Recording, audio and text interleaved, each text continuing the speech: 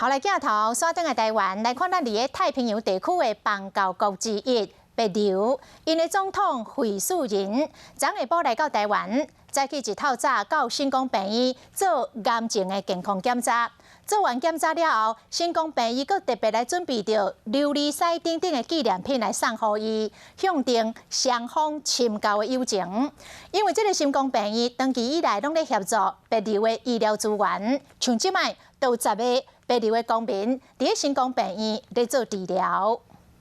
让我们欢迎帛琉惠恕仁总统与第一夫人维拉利。帛琉总统翁仔某2个人伫咧保镖和外交人员的陪伴，今日去病院接受健康检查。另外，新光病院阁传一份大礼。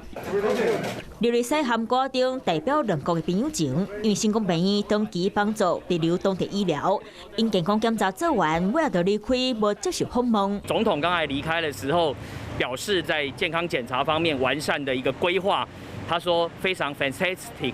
总统做政府短暂做影的癌症健康检查，比如和新光病院本来都合约，因来台湾旅游，该当做健康检查，所以因为疫情暂停，即摆恢复交流，和医疗继续替两国的沟通牵线。